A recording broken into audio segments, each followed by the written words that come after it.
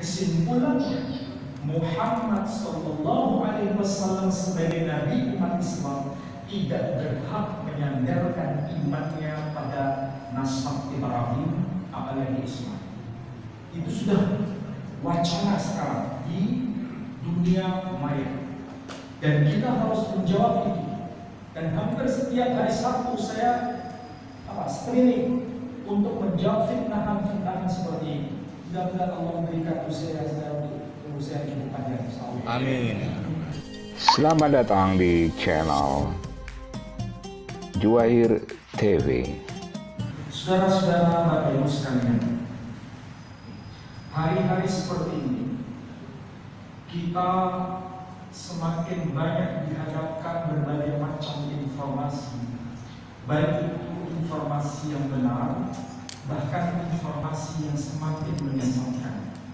Apalagi dengan adanya YouTube, itu semakin banyak orang untuk mengungkapkan sesuatu, untuk menyampaikan sesuatu yang kalau kita sendiri tidak paham, kita akan terjebak pada informasi.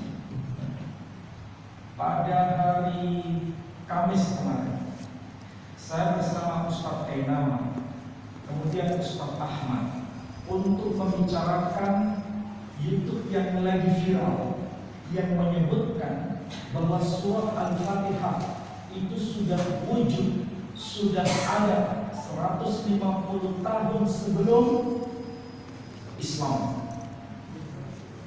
Usia 150 tahun sebelum Islam, surat Al-Fatihah itu adalah doa dari gereja Ortodoks Assyria dalam bahasa Arab. Artinya, berarti kesimpulannya, Nabi Muhammad SAW ketika menerima surah Al-Fatihah itu merupakan fotokopi dari doa gereja. Dan itu sudah saya bantah pada hari Kamis yang lain.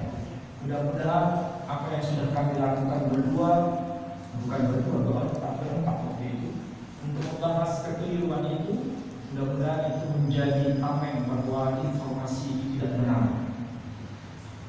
Bahkan yang spektakuler lagi, informasi berbagai wacana yang ditawarkan di dalam YouTube, informasi itu menyebutkan Muhammad Sallallahu Alaihi Wasallam itu juga bukan keturunan Ibrahim, juga bukan keturunan Ismail.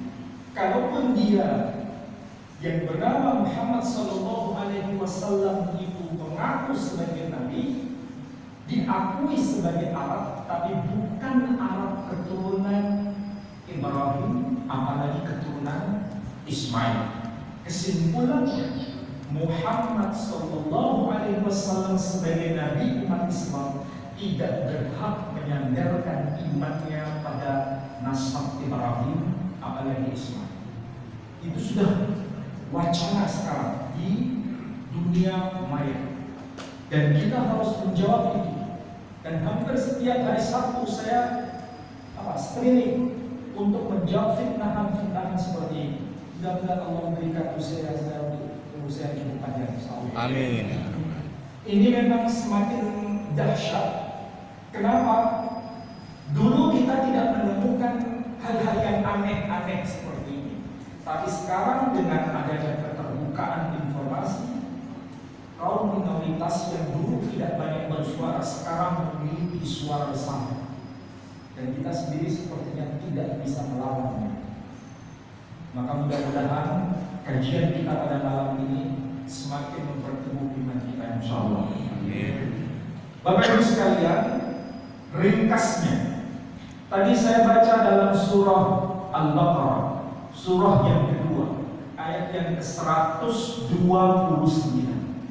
Allah Subhanahu wa Ta'ala berfirman pada ayat yang ke-129, Rabbana, wahai Tuhan kami, wa ba'ath fihim, bangkitkan, utuslah fihim, dari antara mereka, rasulan, seorang rasul, minhum, dari kalangan mereka sendiri, yatlu alaihim, yang akan membacakan kepada mereka ayatika, ayat-ayatmu, wa yu'allimuhumul kitaba, dan mengajarkan kepada mereka al-kitab, wal hikmata, dan al-hikmah, wa yuzakkihim, dan dia akan menyucikan jiwa mereka.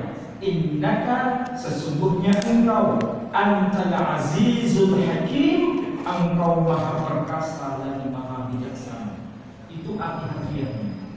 Kalau kita cermati ayat 129, itu merupakan rangkaian doa, pengharapan, keinginan dari seorang manusia yang seringkali kita baca namanya, seringkali kita sebut namanya. Baru saja kita sebut dalam sholat kita tadi, yaitu Ibrahim. Jadi ini merupakan doa Ibrahim.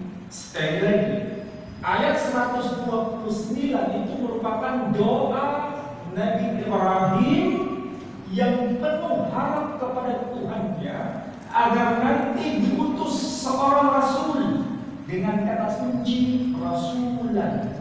Beliau tidak berkata banyak rasul. Beliau tidak berkata dua orang rasul. Beliau hanya meminta rasulan, seorang rasul ini. Berarti dia sudah tahu siapa yang dimaksud.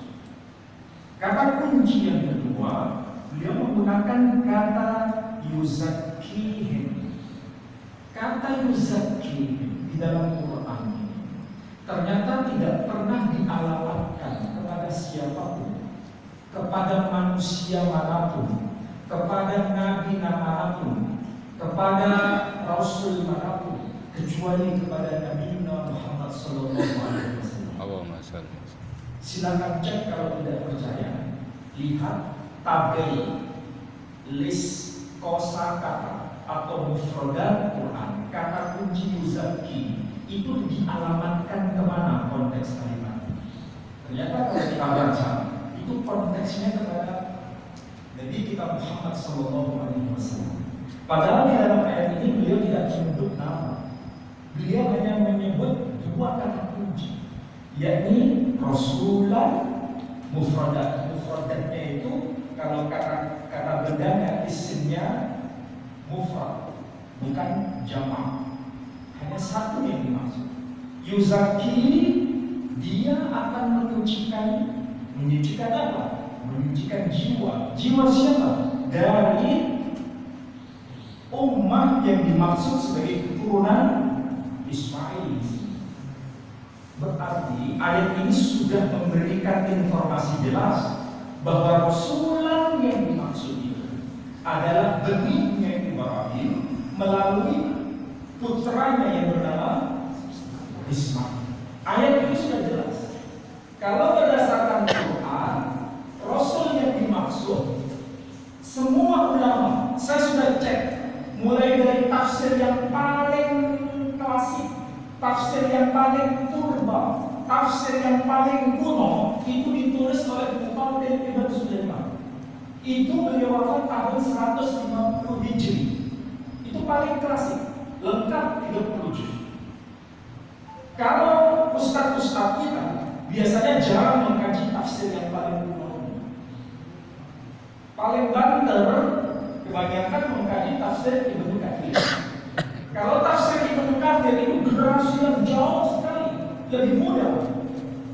Sedangkan Muqatil Ibn Sulaiman itu lebih senior, paling tua, 150 Hijri.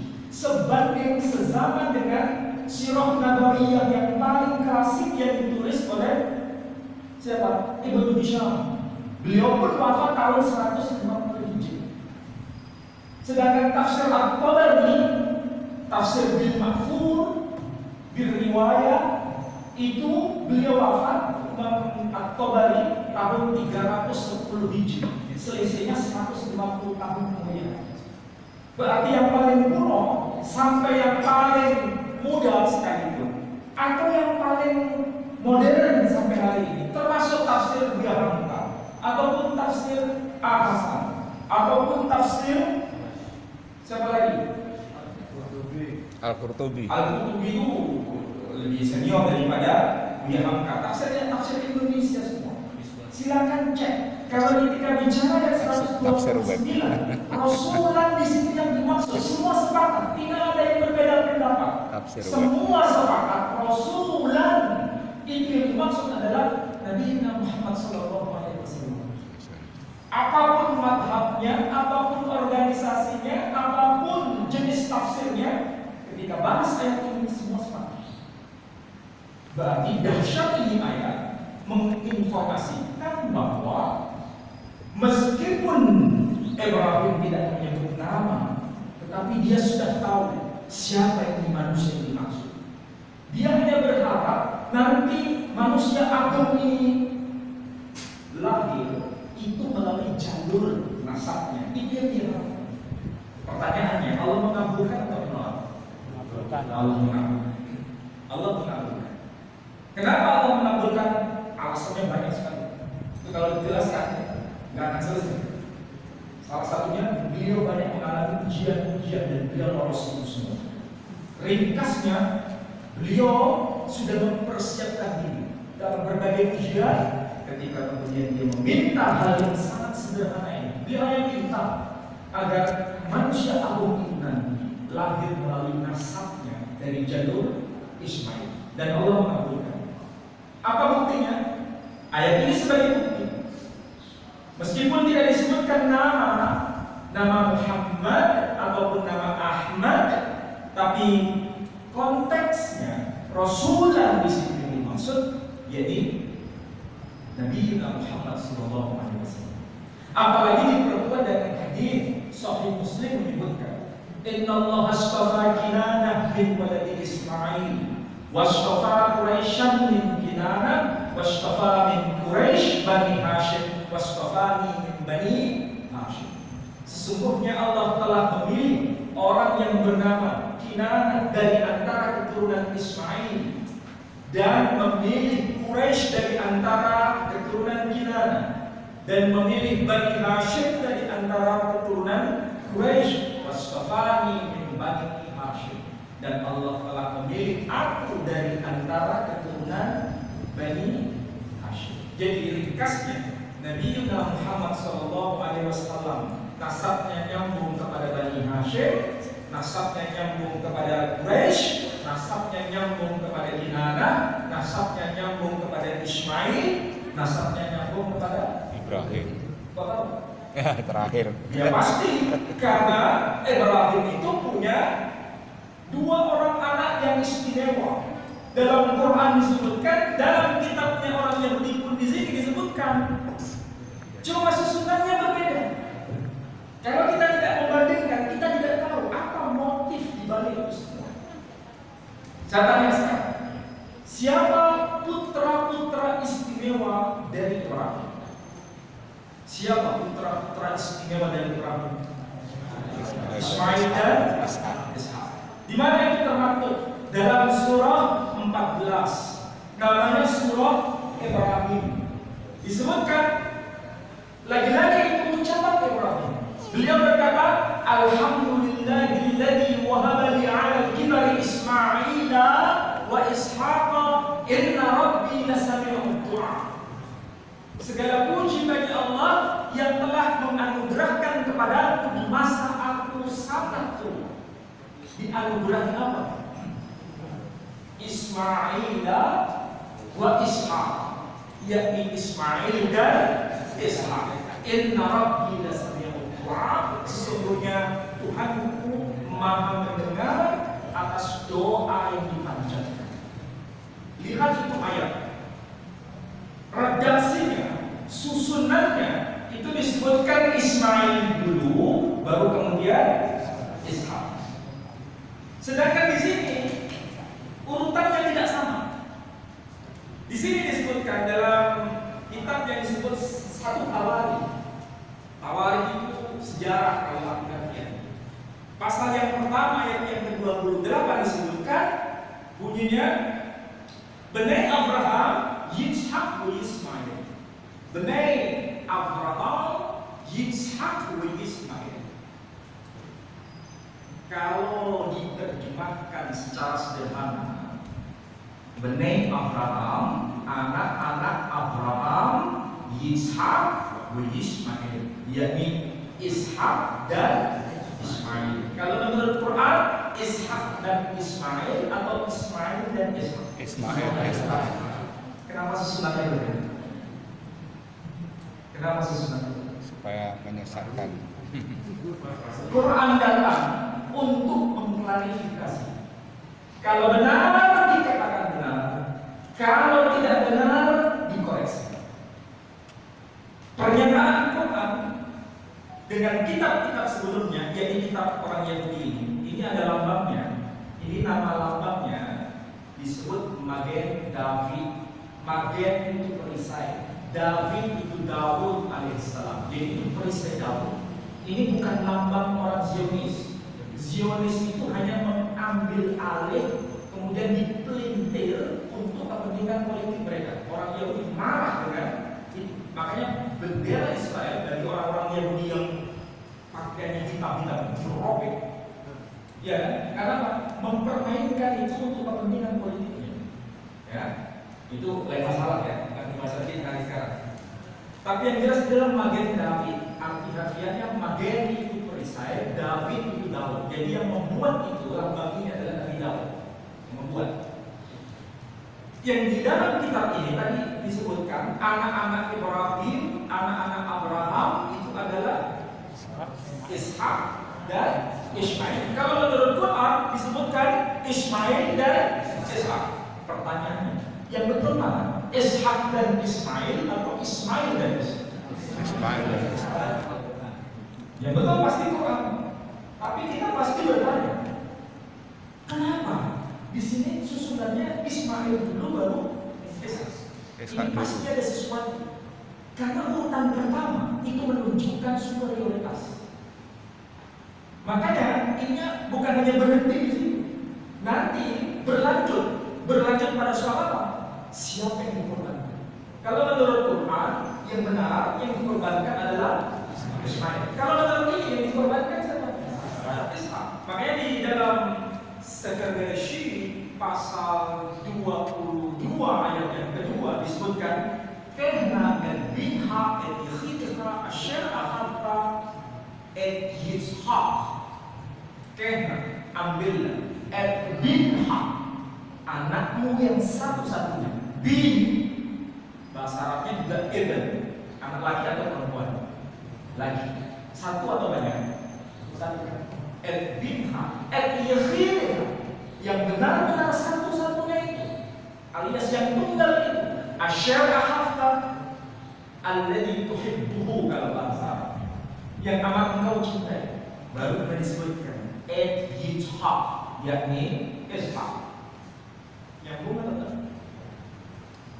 Saya tidak mau mengatakan ini salah, ini benar ya, karena ini direkam. Nanti saya dianggap melecehkan agama lain. Waktu soal Sayyidah Maryam, saya dianggap menuduh bahwa Maryam itu berzina. Pernah tahu? Enggak diikuti berat. Padahal saya hanya menyebut yang mengatakan Sayyidah Maryam anak zina itu dokumen Yahudi. Saya membacakan, bukan pernyataan saya, tapi dipotong seakan-akan saya berkata. Ini jahatnya media sosial. Karena kepentingan tertentu dipotong sehingga maknanya jadi lain. Sampai di mana tadi? Jadi masalah yang dikorbankan pun berbeda karena memang ada motif berbeda. Kita kembali pada pembahasan ini. Jadi di dalam surah Al-Baqarah ayat 129 itu menegaskan bahwa Nabi kita Muhammad SAW itu nasabnya memang berasal dari Ibrahim melalui jalur Ismail. Itu sudah clear. Tetapi sekarang ini ada upaya untuk mengatakan Nabi kita itu bukan keturunan Ibrahim, apalagi melalui jalur Ismail. Kalau disebut Arab, tapi bukan nasabnya bersambung kepada Ismail. Ini sesuatu yang membuat kita terkejut. Bagaimana mungkin yang sudah pasti begini masih di rekayasa seperti ini? supaya memang Islam itu bukan bagian dari agama Ibrahimiyah. Maksudnya begini, kalaupun disebut agama orang Arab, iya, tapi bukan nasabnya nyambung kepada Ibrahim. Kalaupun dianggap agama yang berasal dari Arabia, iya, tapi bukan berhubungan dengan agama Yahudi, tidak ada kaitan dengan agama Ibrahimiyah katanya. Ini perbuatan yang jahat menurut saya. Fakta Quran sudah mengatakan demikian. Ya, fakta Quran sudah mengatakan demikian. Tetapi kenapa harus ditolak? Ya tentu saja ada kepentingan. Kalau Nabi kita Muhammad Sallallahu Alaihi Wasallam dihubungkan dengan Ibrahim, berarti menguatkan memang ajaran kita ini pelanjut dari iman Ibrahim. Kita tahu di dalam sholat kita yang kita baca itu dua nama ini. Bahkan dua nama ini tercantum juga di dalam Quran. Apa yang kita baca? Sholawat Ibrahim ini. Apa yang kita baca? Allahumma sholli ala Muhammad wa ali Muhammad kama shollaita ala Ibrahim wa ali Ibrahim. Jadi Nabi kita Muhammad sallallahu alaihi wasallam digandengkan dengan Ibrahim. Itu menunjukkan memang ini ada hubungan. Bukan hanya bicara mengenai hubungan nasab, tapi sekaligus hubungan iman. Bukan hanya mewarisi nasab Ibrahim, tapi sekaligus sebagai pelanjut iman dari Ibrahim. Hal seperti ini dalam Islam menguatkan data ini. Mereka pun juga sama, polanya sama. Kalau kita baca dalam kitab mereka sendiri, yang dalam bahasa Suryani itu mirip dengan bahasa Arab. Kalau bahasa Indonesianya begini, inilah daftar silsilah Yesus Kristus keturunan Daud, keturunan Abraham. Jadi Yesus Kristus dikaitkan dengan Abraham. Sama seperti kita kalau membaca tadi Muhammad disandingkan dengan Ibrahim. Dalam kitab mereka juga disebutkan Yesus Kristus disandingkan dengan Abraham. Kalau bahasa Suryani lebih dekat dengan Quran, karena tidak disebut Yesus Kristus, tapi disebutkan Eledidute Aiso de Mesiho Bre David Bre Abraham. Disebutkan Aiso de Mesiho. Quran menyebutkan apa? Isa Al-Masih. Kalau bahasa Suryani menyebutkan Aiso de Mesiho Bre David, keturunan Daud, nasabnya nyambung kepada Daud. Bre Abraham, Daud nasabnya nyambung kepada Abraham. Kalau saya tanya sekarang, Ibrahim dengan Abraham itu sama atau beda? Sama. Kalau kita belajar, kita dilatih ya dalam tradisi Muhammadiyahan itu bukan pokoknya percaya, tapi harus melakukan riset. Ternyata benar bahwa Ibrahim dan Abraham itu maksudnya, personnya, figurnya itu sama. Meskipun dia dalam cara pemahaman yang berbeda, figurnya sama. Bagaimana bisa dikatakan sama? Sekarang saya tanya, yang benar sebetulnya beliau itu bernama Ibrahim atau Ibrahim? Katanya sekarang, beliau itu yang benar menurut Quran. Menurut Quran, beliau itu bernama Ibrahim atau Ibrahim? Tadi sepertinya yang jadi imam kok saya pernah dengar suaranya itu mana tadi misalnya? Oh, Jagasan. Ya. Jadi imam sholat di Masjid Ad-Dawah, benar? Kok suaranya mirip-mirip ya? Oh, ya, suara dong yang pernah dengar di Ad-Dawah seperti suaranya. Jadi namanya Ibrahim atau Ibrahim yang betul? Dua-duanya benar. Karena begini, qiraah sab'ah menurut Quran, kalau ini saya nggak bawa ya, ini yang di riwayat Hafiz, ada di riwayat Hisham.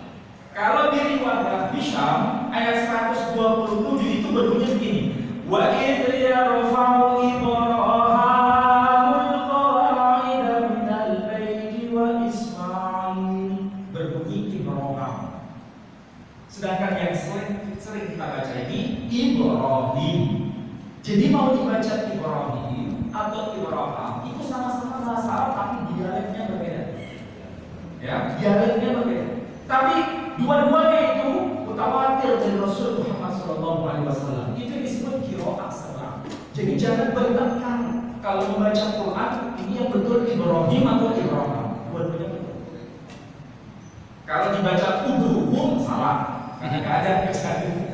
Ini yang betul Ibrahim atau Ibrahim. Ini sama-sama dialek bahasa.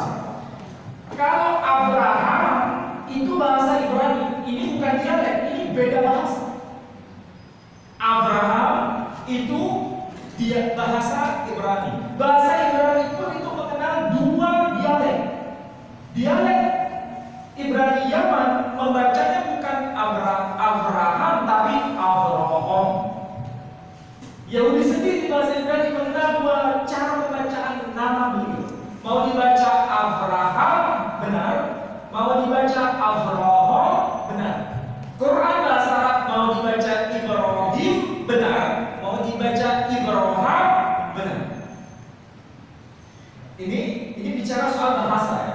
Jadi Quran itu seperti ini cara menyajikan kepada kita.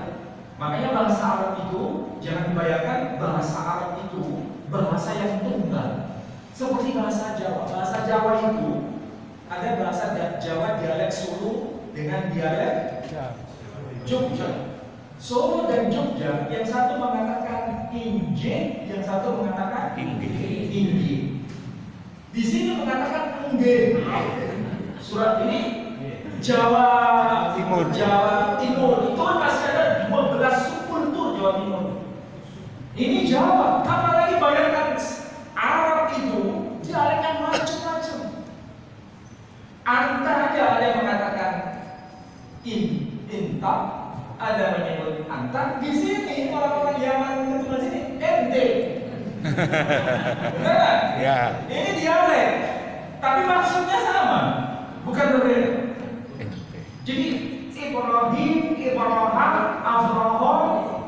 Abraham itu maksudnya sama.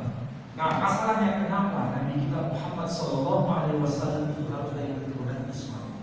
Kenapa? Karena memang Nabi yang paling akhir itu harus dari keturunan orang yang paling istimewa.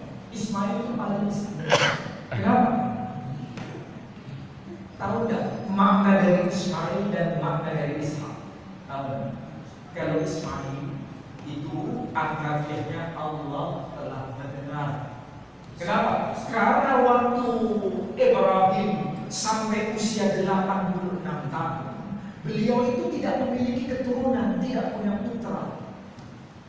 Baru usia 86 tahun, istri yang pertama yakni Sayyidah Sarah alaihissalam mengizinkan Ibrahim untuk mengambil Hajar sebagai istri kedua bagi Ibrahim. Diizinkan. Itu bukan atas kehendak Ibrahim, sebagaimana kita atas kehendak kita pribadi. Sambil perempuan. Jadi Nabi Ibrahim itu bukan atas kehendaknya, tapi atas perintah dari Sayyidah Sarah alaihissalam. Dan Hajar itu hidup bersama Sarah itu 10 tahun. Jadi tahu betul karakter Hajar itu seperti apa.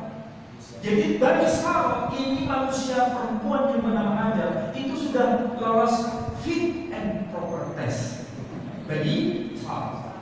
Dan lagi-lagi Hajar itu bukan orang sembarangan.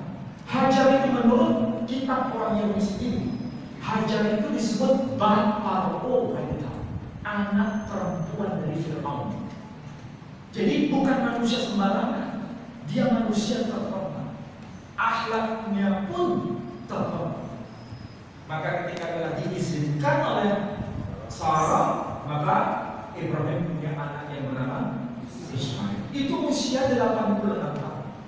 Usia 86 tahun kalau bagi kita laki-laki, usia seperti itu jauh dari kematian atau mendekati kematian? Kematian. Mendekati kematian. Apalagi doa yang dipanjatkan itu tidak pernah diucapkan sekali, dua kali, berkali-kali, berpuluh-puluh tahun. Makanya dia berkata, Rabbi habli minas sholihin. Ya Rabb, anugerahkan kepadaku anak yang soleh. Sederhana permintaan Ibrahim. Dia tidak meminta keturunan jadi apa, jadi apa, jadi apa. Tidak bulu-bulu. Hanya minta yang soleh saja. Permintaannya sederhana. Tapi karena permintaannya itu tulus, hanya berharap atas ridhonya Allah saja, diberikan kelebihan. Apa itu kelebihannya? Fabasyarnahu bighulamin halim. Maka kami berikan bagi Ibrahim anak yang halim. Apa bedanya antara salih dengan halim? Kalau anak yang halim sudah pasti salih, tapi anak yang salih belum tentu halim. Dalam Quran yang disebut halim itu banyak orang. Siapa? Ibrahim dan Ismail. Tapi yang salih banyak. Kenapa kok bisa begitu? Karena motif Ibrahim itu benar di hadapan Allah Subhanahu wa Ta'ala. Dia minta sesuatu yang berkenan di hadapan Allah salih. Tapi karena motifnya benar, maka Allah berikan kelebihan. Nah, ketika diberikan anak yang salih itu, bahkan diberikan kelebihan yakni yang halim, maka Ibrahim memberi nama Ismail. Allah telah mendengar. Ismail artinya dia telah mendengar. Siapa yang telah mendengar? Allah telah mendengar. Sedangkan Ishak itu anak yang kedua. Itu adalah kelebihan kedua. Kelebihan, tambahan. Apa? Tambahan untuk Sarah. Sarah waktu itu masih muda, tidak diberikan kesehatan dalam rahimnya, alias mandul. Masih muda itu sudah mandul. Waktu sudah tua, menopause. Kira-kira kalau perempuan sudah mandul, menopause, harapan punya anak itu bisa atau tidak? Tidak bisa. Ibrahim sudah semakin tua. Kira-kira kalau mendapatkan keturunan itu bisa atau tidak dari kacamata umum? Tidak mungkin. Tetapi karena ini berkaitan dengan sesuatu pelajaran untuk manusia berikutnya, maka nanti sesuatu yang tidak mungkin menjadi mungkin, dan itu diabadikan pada nama sang anak itu. Namanya Yitzhak atau Ishak. Arti harfiahnya dia tertawa. Siapa yang maksud dia tertawa? Sarah di dalam surah ke-11 kalau dibaca nanti, itu ketika malaikat datang kepada Ibrahim tidak tahu kalau yang datang itu malaikat, karena yang datang itu blegernya menungso. Apa itu bleger? Wujudnya manusia. Tapi disuruh makan, mereka tidak mau makan. Disitulah dia semakin penasaran, ini bukan manusia sembarangan juga. Ternyata mereka berkata, kami semua adalah utusan Tuhan untuk memberitakan apa? Bahwa nanti kamu akan mendapatkan keturunan yang kedua, mendapatkan tambahan keturunan yang kedua. Istrinya di balik tabir dia zahak. Apa itu? Menertawakan dirinya sendiri. Kenapa menertawakan? Istilah orang sekarang, saya ini sudah tua. Waktu masih muda menopause, suamiku sudah tua. Bagaimana mungkin punya keturunan? Dia menertawakan dirinya sendiri. Dan itu diketahui oleh para malaikat ini. Karena menertawakan dirinya sendiri, apa yang tidak mungkin menjadi mungkin, maka diabadikan pada namanya Yitzhak. Dia telah tertawa. Apa yang tidak mungkin menjadi mungkin. Jadi di dalam Quran itu nama bukan sekedar nama, ada makna, ada pelajaran. Melalui dua orang ini, Ishak dan Ismail, aneh juga di dalam Quran ini. Anak Ibrahim, Ishak dan Ismail bukan disebut sebagai benain saja atau ibn saja, sekedar putra, tidak, tapi disebut zera. Tidak ada anak-anak Ibrahim yang disebut dengan istilah zera kecuali dua orang ini, yaitu Ishak dan Ismail. Zera itu artinya benih, artinya benih. Makanya kalau saya dialog dengan saudara kita yang Nasrani ataupun Yahudi, selalu menggunakan bahasa asli itu lebih membuat kita tahu di balik kata itu apa. Saya bertanya, siapa yang disebut sebagai zera itu? Mereka mengaku yang disebut zera itu bukan hanya Ishak, tapi juga Ismail. Artinya apa? Dua orang ini sejajar. Kenapa? Kalau Sarah istri pertama mendapatkan anak yang kedua, kalau Hajar istri yang kedua mendapatkan anak yang pertama. Saya lihat. Ibrahim punya istri pertama, Sarah. mendapatkan anak yang kedua. Ibrahim punya istri yang kedua, mendapatkan anak yang kedua. Tahu nggak? Ini ada siksa. Tahu siksa? Dua, satu, silam. Inilah yang dimaksud kesejajaran. Maka tidak salah bila dalam kitab orang Yahudi sendiri disebut sebagai zera, artinya benih utama dari Ibrahim alaihissalam. Dan dari dua orang ini muncul jalur nabi-nabi, banyak nabi. Dan nabi yang paling utama, paling pamungkas disebut khataman nabiyyin, yaitu Sayyidina Muhammad sallallahu alaihi wasallam.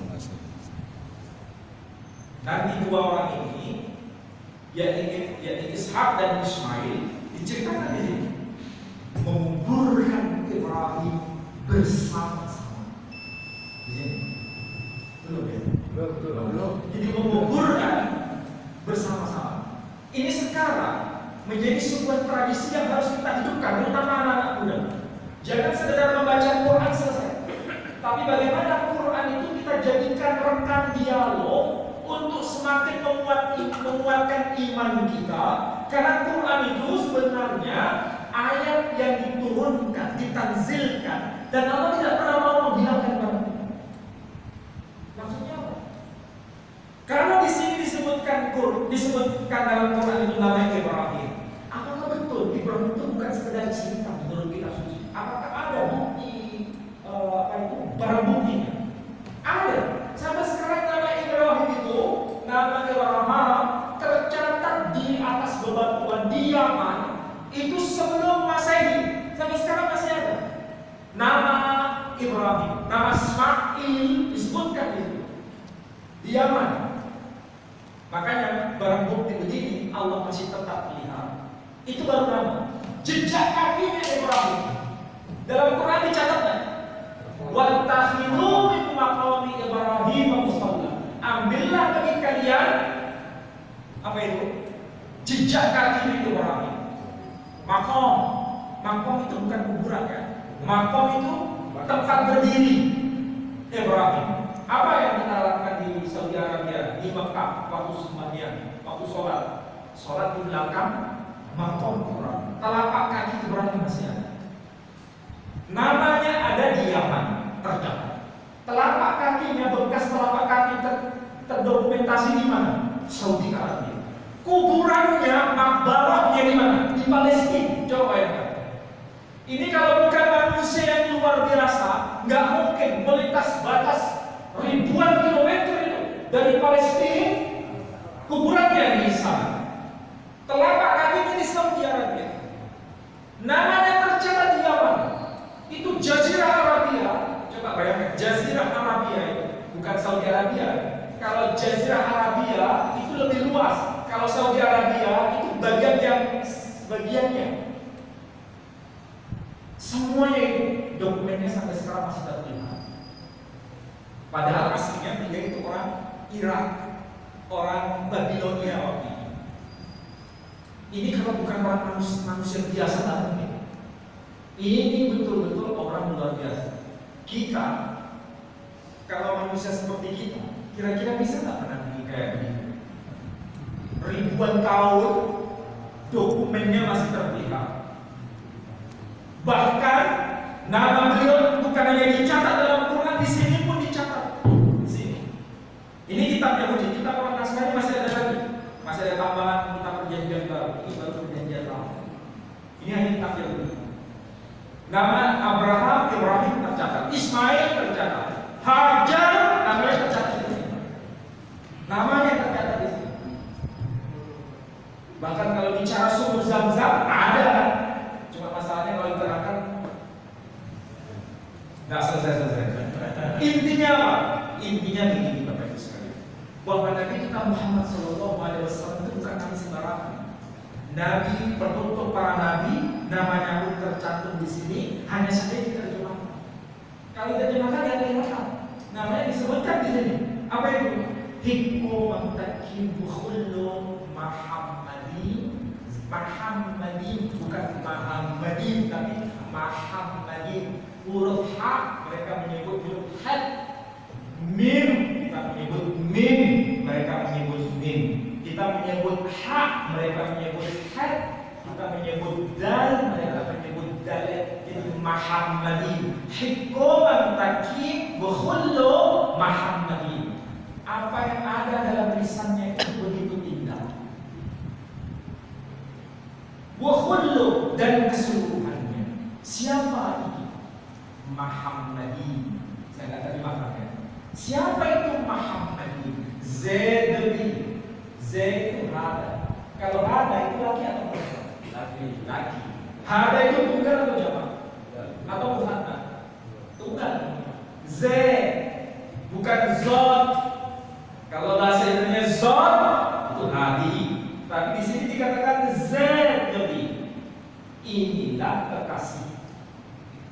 Wazara'in, inilah pemimpinku. Betul, Yerusalem katakan, hai putri-putri Yerusalem. Yang ngomong begitu siapa? Nabi Sulaiman. Jadi itu adalah ucapan dari Sulaiman. Mudah-mudahan dengan cara seperti ini kita semakin mantap dengan kita kepada Allah Subhanahu Wa Taala dan semakin memperteguh iman kita kepada Al-Quran. Saya kira demikian, mudah-mudahan kita tutup dengan doa penutup majelis. Subhanakallahumma wa bihamdika asyhadu an la ilaha illa anta astaghfiruka wa atubu ilaik. Wassalamualaikum warahmatullahi wabarakatuh. Waalaikumsalam.